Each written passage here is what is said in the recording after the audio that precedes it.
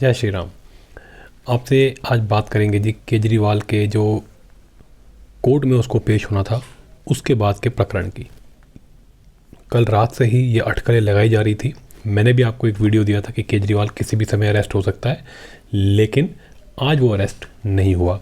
तो सारी बात करेंगे और आगे क्या रह सकता है केजरीवाल के लिए उसके बारे में भी डिस्कस करेंगे। तो चलिए जी, आगे बढ़ने से पहले आप वीडियो को लाइक शेयर कर लें और चैनल को सब्सक्राइब कर लें। तो चलिए जी, सबसे पहले आपको बता देता हूँ खबर क्या हुई। आज सुबह सुबह केजरीवाल को पेश होना था कोर्ट में, क्योंकि आज उसकी जो है पेशी थी। किस केस में? ये अलग केस है। ये केस डाला हुआ है ईडी ने कि ये 8 बार बुलाने पे, समन भेजने पे नहीं आया है। इस बारे में ईडी ने अलग केस कर रखा है। तो इस केस के ऊपर पेशी थी। पहले ऑलमोस्ट 1 महीना पहले इसकी पहली पेशी थी, तब ये आया नहीं था। ये वीडियो कॉन्फ्रेंसिंग के माध्यम से पहुंच गया था, क्योंकि इसने कह दिया जी मैंने तो सत्र में बिजी हूँ। इसने ज़बरदस्ती एक सत्र बुला लिया था और पार्लियामेंट और असेंबली के अंदर घुस गया और बजट है जी, बजट है, ड्रामेबाजी सब, और कोर्ट को बेवकूफ़ बना दिया। कोर्ट ने कहा चलो ठीक है 1 महीने बाद आना। उस टाइम तो कह दिया हाँ जी आऊँगा, मैं खुद आऊँगा, चल के आऊँगा। कोर्ट ने कहा था आपको खुद आना है, फिजिकली आना है। 16 तारीख को वो डेट थी, इसको फिजिकली आना था। 15 तारीख को यानी कि कल ये सेशन कोर्ट यानी कि एक ऊपर वाली कोर्ट में चला गया कि जी मैं तो नहीं जा सकता, मैं तो बिजी हूँ, मैं खुद नहीं जाना चाहता, मैं वीडियो कॉन्फ्रेंसिंग से पहुँच जाऊँगा। सेशन कोर्ट ने पकड़ लिया, क्या मजाक है भाई, जाना पड़ेगा, भागो यहाँ से। उसने जो है इसकी अर्जी को जो है खारिज कर दिया कि निकलो, पहुँचो कल। तो जब ये बात हुई तो एक तो न्यूज़ फैल गई कि जी इसको जाना पड़ेगा, ये पर्सनली प्रेजेंट होगा। अब लग ये रहा था कि ये पर्सनली प्रेजेंट होगा, कोर्ट से डांट पड़ेगी और वहीं पे ईडी बोल देगी कोर्ट के सामने कि जी हमने इसको बुलाया, ये नहीं आता, हम इसको दोबारा समन भेज रहे हैं, अब इसको आप पूछो कि ये आएगा या नहीं आएगा। और वहीं पे जो है डिस्कशन हो जाएगी और फिर हो सकता है ईडी एक आधे दिन के अंदर या कुछ ही घंटों के अंदर अरेस्ट वारंट लेके इसको अरेस्ट कर ले। ये सब जो एनालिस्ट हैं इंक्लूडिंग माई सेल्फ, हम सब यही एक्सपेक्ट कर रहे थे कि ये चीज़ आज हो सकती है। आज सुबह सुबह इसको पेश होना था कोर्ट में, ये पहुंच गया। वही 46 नंबर की शर्ट, 38 नंबर की पैंट और रबड़ की चप्पल, वो सब ड्रामेबाजी हमें उम्मीद थी कि ये करेगा। ये कोर्ट तो पहुंच गया, लेकिन कोर्ट में इसने बड़ी अजीब सी दलीलें दे रखी थी। इसके कल के जो कोर्ट में जब ये गया था सेशन कोर्ट में, इसने बड़ी अजीब सी दलीलें दे रखी थी कि जी आम आदमी है, सिंपल कपड़े पहनता है, ये कहाँ जाएगा, ये क्यों भागेगा, इस तरह की बातें बेकार की, कोई लेना देना नहीं। तो आज उम्मीद थी कि इसको जैसे कल खारिज हुई है, आज भी कोर्ट इसको सख्ती से हैंडल करेगा, लेकिन कोर्ट ने इसकी फिर मान ली। ये समझ में नहीं आया। कोर्ट ने ऐसे मान ली कि कोर्ट ने कहा कि तेरे को हम जमानत दे देते हैं। ये आपको कोई नहीं बता रहा। सब ये मीडिया वाले क्या दिखा रहे हैं कि जीत, केजरीवाल की जीत, केजरीवाल छूट गया, केजरीवाल ये वो। कोई जीत नहीं है। जो इसके ऊपर ईडी ने केस कर रखा है उसके अंदर कहा जाता है 1 या 2 महीने की जेल हो सकती है। उसके अंदर इसने बेल ले ली, मान लिया कि हाँ मेरे से गलती मैंने की है, लेकिन वो एक बेलेबल ऑफेंस है। तो पैसे दे के, जुर्माना दे करके बेल पे बाहर आया। कोई छूटा नहीं है, कोई जीत नहीं हुई इसकी। एक जैसे क्रिमिनल होता है, एक बेलेबल ऑफेंस के अंदर वो बेल लेके कोर्ट से बाहर आ जाता है। तो अब केजरीवाल की औकात एक क्रिमिनल की है।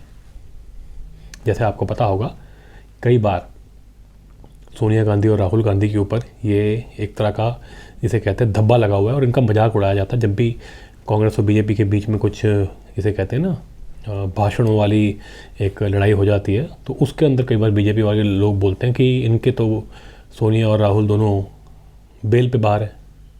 ये एक तरीके का धब्बा लग गया है सोनिया और राहुल पे, और एक शर्म की बात मानी जाती है कि तुम तो बेल पे घूम रहे हो, यानी कि तुमने ऑफेंस किया हुआ है, बट क्योंकि वो बेलेबल ऑफेंस है तो तुम उसका फ़ायदा उठाकर बाहर चल रहे हो।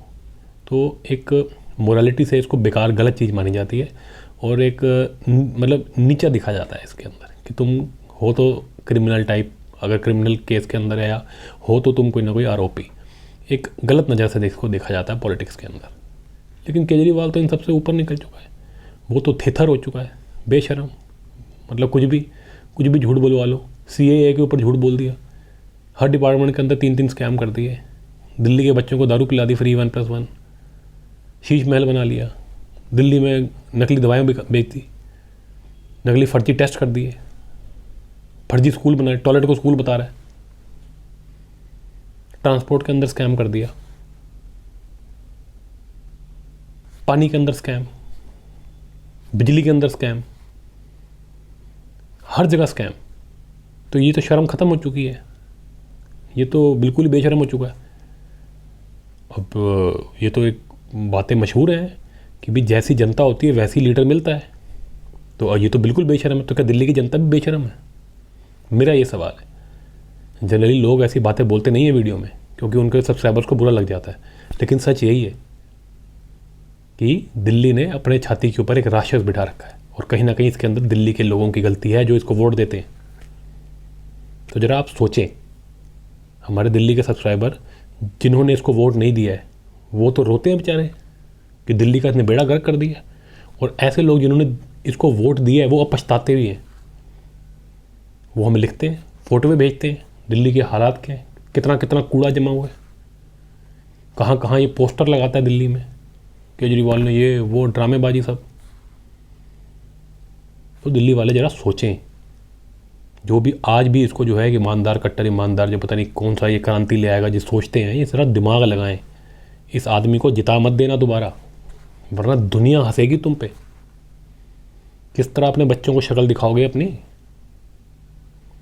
अगर तुम भी कांग्रेस की तरह, ये API की तरह आप भ्रष्ट हो चुके हो, तब तो तुमसे कोई उम्मीद नहीं रही। तब तो तुम्हें क्या ही फ़र्क पड़ता है कि तुम्हारे बच्चे आगे, तुम्हारे जिसे कहते हैं वंशज क्या होगा उनका, फिर तो कोई फ़र्क नहीं पड़ता, फिर तो तुम कुछ भी करो। लेकिन अगर तुम वैसे नहीं हो तो ज़रा सोचो, ये कैसा राक्षस बिठा रखा है, इसका समर्थन मत कीजिएगा जब ये अरेस्ट हो, क्योंकि ये बहुत नौटंकी करेगा। ये आजकल हिंदू बनने की कोशिश कर रहा है, ये बहुत से नारे लगाएगा हिंदुओं के। जब ये अरेस्ट होकर जा रहा होगा ये बहुत से नारे लगाएगा और ये बहुत सी नौटंकियाँ करेगा। आप इसके झांसे में आ मत जाना कहीं। तो दिल्ली वाले ज़रा ध्यान से सोचें। तो ये आदमी जो है ये आज बेल लेकर के बाहर आया और चुपके से भाग लिया। जब आया था तब तो बड़ी मीडिया थी, भागा तो ज़्यादा कोई आई नहीं न्यूज़। क्यों? क्योंकि जाता भागते हुए जब दिखता तो लोग कहते वो देखो क्या रहा केजरीवाल, जिसको अभी अभी बेल मिली है। तो मीडिया के साथ तो सेटिंग है इसकी, इसने मीडिया वालों को कह दिया भैया दिखाना नहीं, सिर्फ जाते हुए दिखाओ कि मोदी हमको फंसा रहा है, आते समय की माफ़ी मांग के आए हैं बाहर, वो नहीं दिखाना ज़्यादा। नरेटिव की गेम है जी। मीडिया के मुंह में पैसे ठूस रखे हैं, मीडिया को अकंठ पैसे में डुबो दिया है इसने। जो कुकर्म केजरीवाल ने किए हैं, जितना दोषी है खुद है उतनी दोषी मीडिया भी है। तो दिल्ली वाले जरा इस बात को सोचे। तो आज ये आदमी बेल पे बाहर आ गया है, लेकिन कितने घंटों के लिए? क्योंकि जो दिल्ली लिकर पॉलिसी स्कैम है उसके अंदर तो अलग चल रही है कार्रवाई। क्या पता ईडी इसको अगला समन भेज दे, या आज रात को ही शीश महल में घुस के इसको पकड़ के ले आए, वो अलग कहानी है। ये जो केस था ये सिर्फ ना आने का, जो समन पे 8 समन पे नहीं आया, ये उसके खिलाफ केस था। तो केजरीवाल का अभी कुछ भी हो सकता है। आप ये मत सोचिएगा कि ये बच गया या ये कोई जीत गया है, ये कुछ नहीं जीता, ये अभी भी फंसा हुआ है। तो अब देखते हैं कितने घंटे हैं केजरीवाल के पास, और उम्मीद करते हैं जल्दी से जल्दी ये पकड़ा जाएगा। तो ठीक है जी, अगर आपको ये वीडियो अच्छा लगे तो इसको लाइक शेयर करें, चैनल को सब्सक्राइब करना ना भूलें।